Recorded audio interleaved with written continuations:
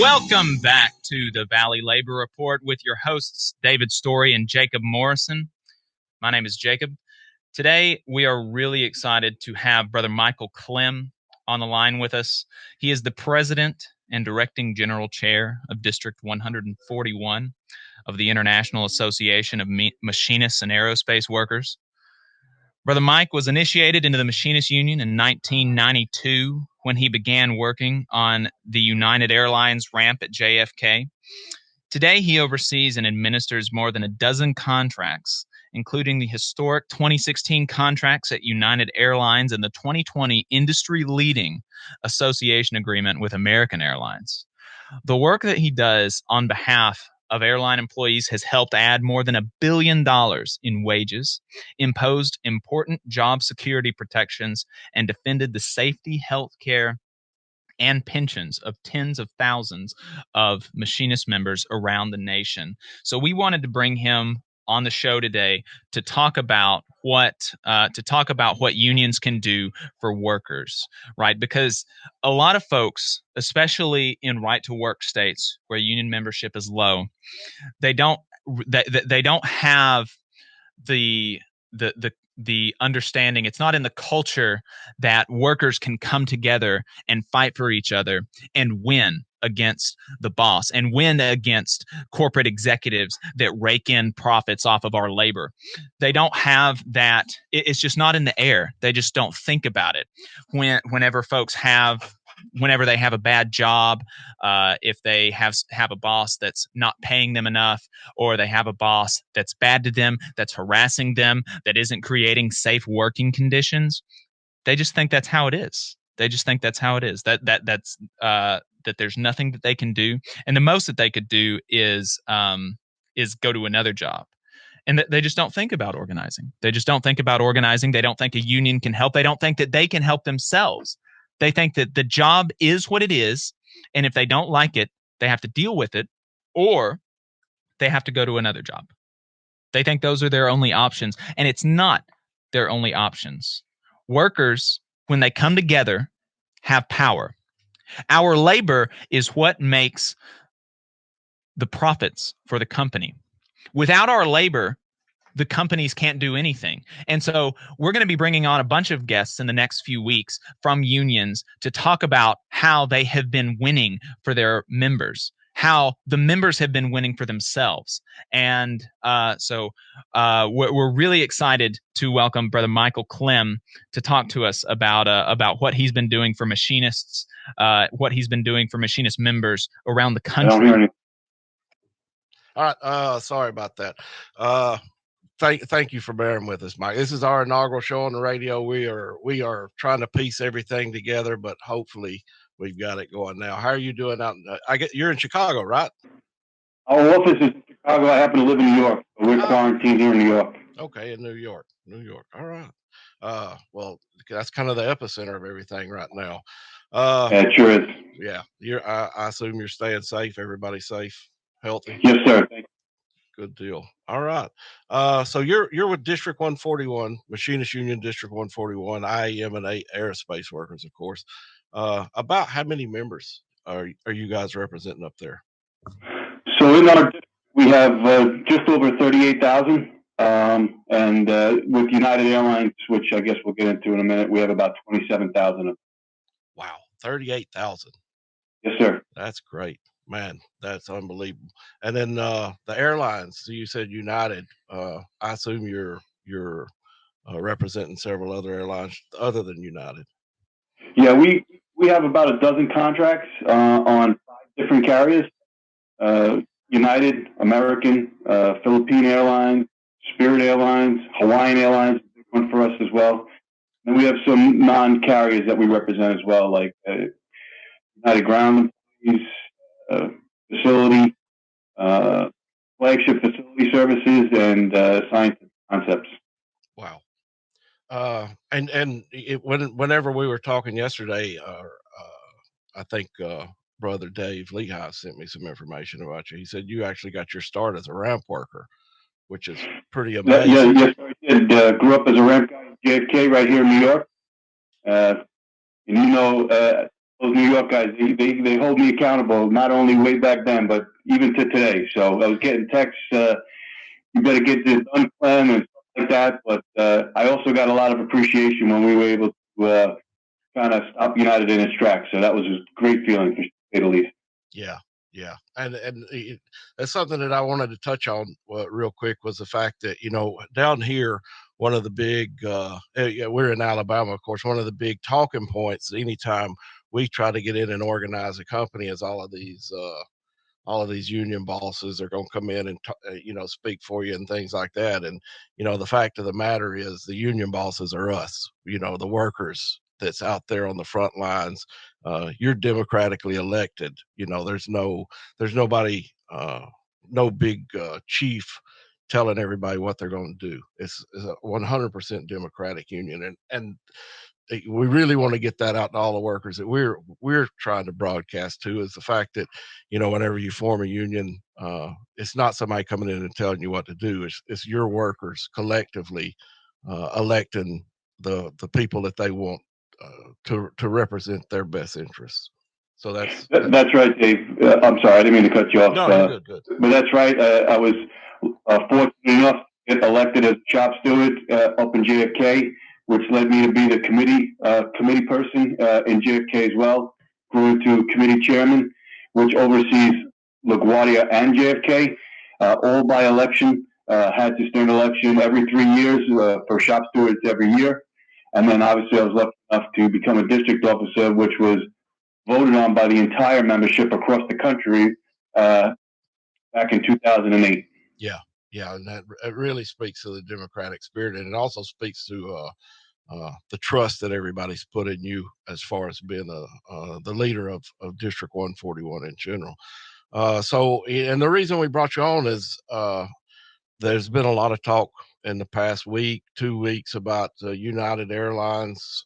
They've been in the news a lot. And then, of course, our union with the Machinist Union has been making a little bit of rumbles as well. And I was hoping you could give our listeners some updates on actually what's happened with your workers out there. Absolutely, Dave. So not yesterday, but the previous Friday on May 1st, United Airlines announced that they were going to furlough 15,000 of our full-time workers, our full-time employees. Wow. And not only was the announcement itself a violation of our contract, but they were even they failed to follow their own rules of our contract, whether it was timelines, whether it was process outlined in the contract correctly, notification, proper forms. Just it went on and on, and for whatever reason, they thought that we weren't going to push back on that. Which at the time, I'll admit, I had a good working relationship to some of the bosses over there at United, but this situation has significantly impacted that. I'm hoping we can get back on track in the near future, but not to deviate too much. United also took money from under the CARES Act, and furloughing employees was a violation of the CARES Act as well. So here we have a company with billions of dollars asking for more billions of dollars from the taxpayers with the stipulation that they don't furlough anybody. And there they go trying to cut not only salaries and benefits, but and before I forget, Dave, I just want to point out as well, a month earlier, the United Airlines had come to us, the IAM and the other labor groups. Hey, Mike, we got about 10 seconds before this break. Can you hold and let's pick back up on the other side? You're listening to the Yes, sir. Sure can. Report with David Story and Jacob Morrison. All right, we're back with the Valley Labor Report. This is David Story and Jacob Morrison. Appreciate y'all listening today. Yeah, so Michael, when we left off during the break, you were talking about what United had tried to do and how it was a violation of the CARES Act and the CBA. So if you could just pick up where you left off. Yeah, sure. Sorry about that. Got to get used to those breaks in. So we'll work on that together. But anyway, what I really wanted to talk about is despite the violations of our contract and the CARES Act, United just a month prior to this announcement had come to not only the IM but all the labor groups, essentially begging us to use our legislative power, our and our ability to influence, Congress and help them obtain this money. And that's what made it so frustrating for them to turn around and then, as I stated just a minute ago, directly attempt to violate our contract by furloughing 15,000 of our full-time members. So very frustrating to say the least. But as you guys know, we back, and I don't want to get too ahead of myself, so I'll turn it over back to you guys. Yeah, and it's unfortunate because you see a lot of times we work. You There's a lot of talking points that say unions are killing businesses, but the fact of the matter is 99% of the time we're working hand in hand with a lot of the businesses to try to make sure that our members are staying employed, staying paid well with good benefits. And we've got an extremely powerful legislative team working not only in Capitol Hill in DC, but also a lot of the state councils working in the various states, making sure that all of our members are staying employed, and it's constant. You see it time and time again where the company comes to us asking us for help, and we're always willing to help, especially when it comes to keeping our members employed. But then to turn around and slap us in the face like that, but why is anybody surprised? This is typical typical business relations. Very true, David. Very true, sir. Everything for them and nothing for us. So and that kind of brings up the fact that when all of this started coming around, and it looked like United was going to do everything they could to cut a lot of the members' hours down, even after they had taken the money that we worked so hard to ensure that prop them up, and it should go without stating that the entire reason behind the CARES Act was to keep people employed, and they're wanting to cut hours in half. Nobody can live on that, and it flies in the face of the legislative intent in general. But the Machinists Union actually filed an injunction in court. And what was that all about? So that's correct. So as I announced, not announced, as we talked about earlier, the company announced this furlough, and we felt it was a direct violation, again, of the contract and the CARES Act. So we filed the lawsuit. We filed it on Tuesday, May 5th. And lo and behold, on Wednesday, May 6th, United announced that they were going to postpone this furlough.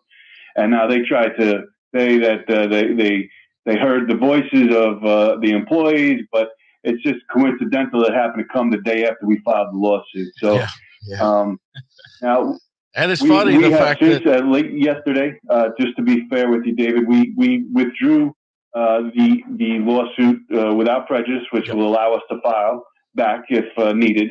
So we can't guarantee the company wouldn't try this again, because they did announce almost like a pause, like they would just maybe look at it again in a month. But we would still demand that they file the contract and the CARES Act, which if they file both, well, if they file the CARES Act, they wouldn't be able to have any furloughs before October 1st. So, but if they file the contract, we're going to make sure they do it right. And they cannot, under any circumstances, just arbitrarily furlough 15,000 full-timers to part-time. It's just, I don't know why they thought they could, but I guess they thought the Iron wasn't going to fight back. But they must have forgotten our nickname, which is the Fighting Machinists. That's right. Damn sure. That's right, the Fighting Machinists. I love that. And it's also it's worth repeating or worth talking about that American Airlines CEO even come out and said this wasn't the intent of the CARES Act, that he didn't think that they could be doing That's it. Right. I mean, listen, we finally got somebody on our side. Help from a lot of people around the country. But Doug Parker coming out and saying that was certainly put Scott Kirby in check, to say the least. And there's no love lost between those two guys, so I'm sure there was some. It felt good for Doug to do that, but Doug was right. Doug was doing the right thing by his employees and our members, because we represent those members over there at American Airlines as well. Exactly. And it was good to see a CEO stand up and do the right thing and say the right things at the right time. Yep, exactly. And can you speak a little bit about the fact that, we talked about the Machinists Union, the legislative department going in there and filing this injunction, and you guys have removed that as soon as as soon as United came to their senses. But there's also a lot of members. I know I was one that was writing my congressman, but not just me. There was hundreds of thousands of members across the United States writing their congressmen and legislators trying to bring them to the table to get United to making progress with United. And can you speak about that at all, as far as what all the members were doing out there, the rank and filers? Absolutely, Dave. So let's speak. You say hundreds of thousands. There was over 11,000 members, IM members, that called their senators or their congressmen or women, and that was, of course, a tremendous help to us.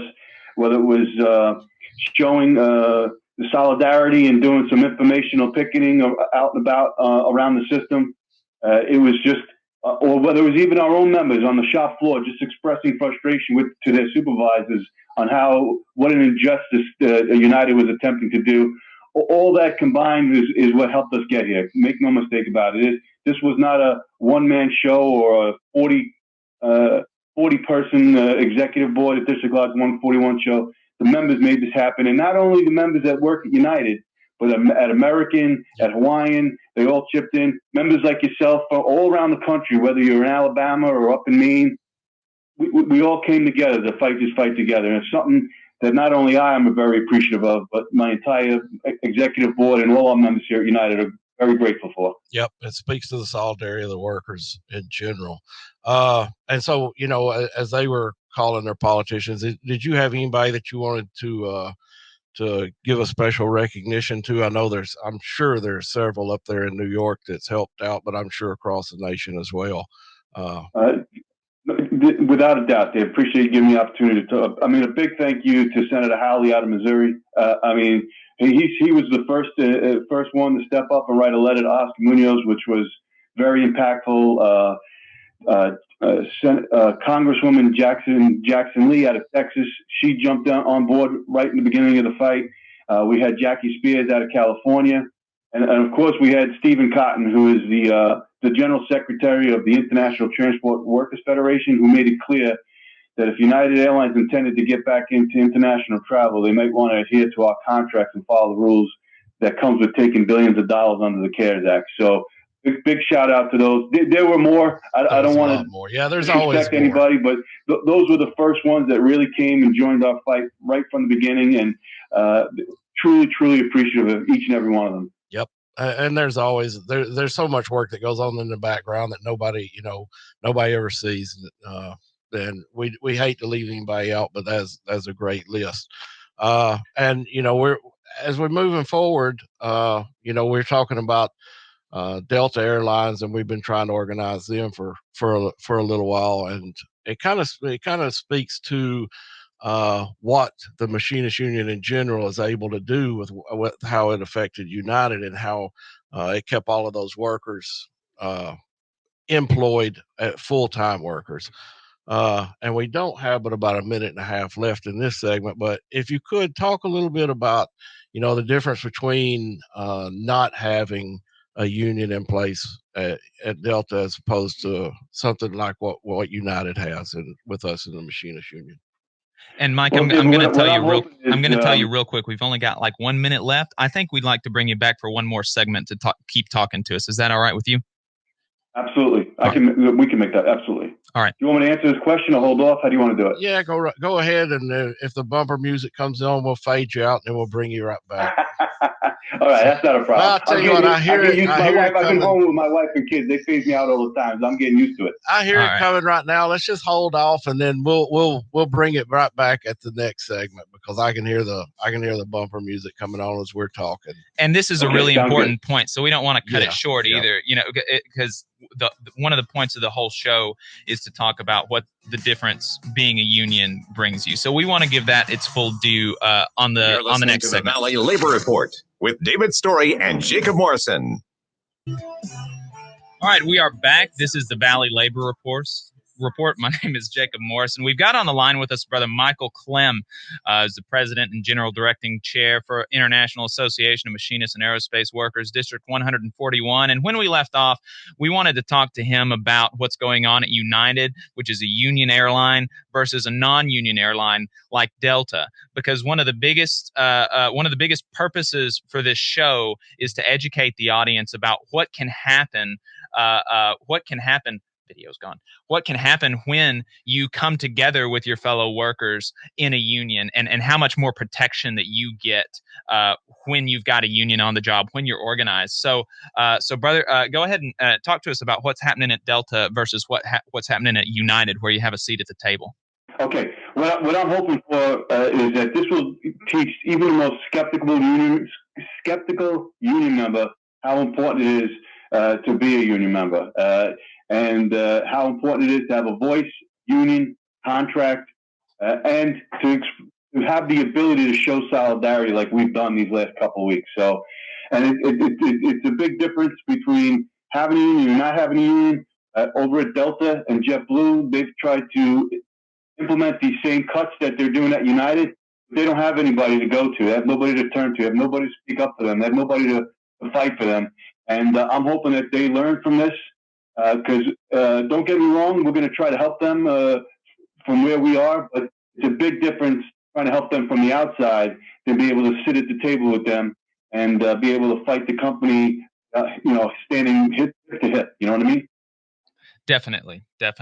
And that's one of the biggest pluses for having a union, even beyond the obvious thing like increased pay, better working conditions, better benefits, is like you have a seat at the table when things happen. When the company wants to make major decisions, they've got to bring representatives of workers in there to talk to consult with, and they have their voices heard. When you don't have a union, you've got no mechanism to make your voice heard, especially when you have these big multi-billion-dollar corporations. Me as a ramp worker at JFK, if I didn't have a union, there's no way that they would hear what I think. That's exactly right. And we'll hope, we've got some organizing drive going on over there. Obviously with the COVID-19 situation, it's kind of cooled off a little bit, but hopefully now this will open some eyes over there at both Delta and JetBlue, and how important it is to sign a card and be part of a union. Could you imagine we had those two big carriers as part of what we already have? We'd be almost unstoppable, to be quite frank. Hey, Mike, this is David, and we didn't talk about this before, but and if you don't know it off the top of your head, that's great. But it may be a good idea right here. Is there a place where website where those Delta workers can go and fill out an A card, or maybe print one out, an authorization card for anybody that don't know, and fill one of those out? Do you know that off the top of your head? And I don't mean to go to the international website, which you guys probably know just as well as I do. It's either goiam.org, right? Yep, goiam.org. Right. And they could go there, and if they search that, it should be easy enough to get on there and get an authorization card and sign it over there. Yeah, and I'll tell you what, I'll make it easy for them. If they're listening to the show and they want to organize, they can reach out to us, either one of us, me or Jacob, contact the show through Facebook, and we will make sure that we get an A card put in their hands. So let's just make it easy for them. Just reach out to us. Well, that's greatly appreciated, and I hope a lot of them take you up on that. That's for sure. Absolutely, we would love to be a part of that. So. With the coronavirus affecting shops not just across the nation but across the world, I'm certain that your district and locals have been instrumental in keeping our workers safe as far as informing them about proper PPE and safety procedures. So could you expand a bit on how important workplace safety is and how your union is providing members with a voice relating to their safety in their workplace? Absolutely. So we got a fantastic safety team. It gets collectively a bunch of people from each one of the carriers, and obviously we talk weekly, if not daily. And some of the things that they will help give me an opportunity to go to the company, explain to them, to properly socially distanced, because when you're in a ready room, there's not many flights. There's a lot of people on top of each other. And the safety guys came to me with an idea of dividing the workforce and making it a safer work environment to socially distance. Because unfortunately, not until we lost a handful of members that worked for the IM and worked for these carriers did the carriers start listening to us, and how crucial it is to go about this safely and just to go about it safely and just make sure that people go home the same way they came to work and not contracting any kind of virus that could be harmful, not only to their health, but maybe even to their livelihood. So, right. So thanks to the safety team for that. So moving forward, we're obviously going to have a really hard fight on our hands. How can other unions across the nation, like myself, I'm in AFGE, or how can folks who aren't in a union, how can the average traveler help out in the fight moving forward? So listen, we've won the battle here, but the fight by any means is not over. So if people in other union groups or in our own union can join in anytime we're doing any type of informational picketing, anytime we're doing any type of handbilling, or simply by sitting on the couch and calling their senator or their congresswoman or their congressman, just a little thing like that could help us gain support against corporations that just want to try to, take advantage of their workforce. And as far as the average traveler, listen, we've been talking about, I think David mentioned it before, we might be union, but we need our companies to survive, right? We need the flying public to come back, or there's going to be furloughs. There's going to be drastic cutbacks in manpower, and that's not good for anybody. We need our carriers to survive, or our members will be out of work. And I don't want that. Nobody wants that. So, but carriers have done some good things. They're cleaning planes in between every flight now with disinfectant to make sure that the flying public doesn't contract any type of germs. They're implementing new circulatory air systems, which make the air cleaner, almost cleaner in the airplane than it is on the ground. You might even be safer on an airplane than you are at your local grocery store. That's how much they're doing. So I can tell you that they are taking the proper steps to make the flying public feel safe and actually be safe. That's awesome. And what you were talking about, you not wanting your carriers to go under, that's such an important point, and it really illustrates just how far from reality a lot of the corporate propaganda is about unions. Like the UAW had one of the largest strikes in recent history last year, I think it was, and somebody that I know was like, they're going to strike themselves out of a job or something, and they don't realize that during the financial crisis, UAW, like the members there voluntarily accepted pay cuts, benefit cuts, just they took cuts across the board to help their companies survive. And what they were striking for was they weren't even getting parity with what the pre-2008 contracts yet. So that's one of the biggest lies that I've ever heard, is that unions are trying to make their corporations go out of business. It doesn't make intuitive sense. It doesn't make any kind of sense. But folks believe it. It drives us nuts. If people would just take a step back at a place like Delta and just look at the money that Delta's spending to keep the union out, there's a reason for that. And the reason is because we're going to give them what they deserve. We're not going to try to drive a company out of business. Then we're out of business, right? If all the companies are out of business, we're out of business. It just doesn't make any sense. Like you said, I'm kind of stealing some of your words there, but I couldn't agree more. And one of the things to talk about here is, as far as the Delta goes, is a lot of times they're spending money. Delta is spending money to keep the union out, not because it's going to cost them more. It's because they lose control. And, that's right. A lot of times they talk about money and they talk about offshoring and things like that. But the fact of the matter is, what Delta is worried about is actually the workers having a voice and being able to say, I think this is unsafe. I don't really want to do that. can we talk about it a little bit more instead of just being told what to do? And that's really at the end of the day what not just Delta. We're kind of harping on Delta, and I don't mean to do that. That's one of our favorite carriers down here. Maybe we can get them organized. With it being in Atlanta. They fly just about anywhere in the Southeast, so everybody kind of tends to jump on them. But so it's not just Delta, but they lose control because with the committees like you were talking about earlier, the safety committees being able to come in and sit down at the table with them, it's an authoritarian system. They don't want to lose. They do not want democracy on the shop floor and for workers to have a voice and how they go about their daily lives at work. That's absolutely right. They almost intimidate people. Just if the union was going to take some of that away from them, why would they care if the group was unionized? Right. Exactly. So anything else that you wanted to add? Anything else that we haven't asked you about that you feel like is really important about this contract, or anything else that your union and your district is working on right now that you want our listeners to know about? Well, if I could, I just want to thank you guys for having me on. I think the more we can promote from within, I think it's huge. I obviously want to thank my family for their tremendous support during this time, and my executive board has been tremendous during this whole process.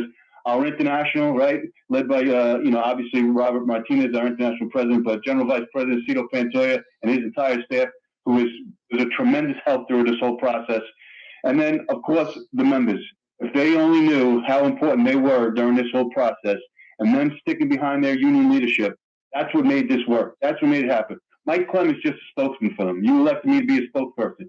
You guys are the body. And because you guys were frustrated and you guys expressed that frustration, this is what we were able to achieve together. I didn't do it. District Lodge 141 didn't do it. The IM didn't do it. We did it as a group. So I'm hoping everybody learned from this. And I'm hoping, even more importantly, some of the non-unionized workforces learn from this as well. Yeah. And Mike, let me say this. As you go back and talk to all your folks, and if they're listening on the radio, or, we're going to try to get this video to Dave so he can get it out to everybody. Tell everybody that's out there in the airline industry that we certainly appreciate it as well, because I'm what's considered an essential worker in the defense industry. And, we have people flying out to California consistently, and we are really appreciative of everything that they're doing to keep us safe out there as well, brother. I will do. Thank you guys so much, and keep up the good work. Best of luck to you guys with this. This can't be successful enough for me, I can tell you that. So thank you. You guys have been great. So thanks so much. Thanks, Mike. All right, brother. Appreciate it. Thank you. All right.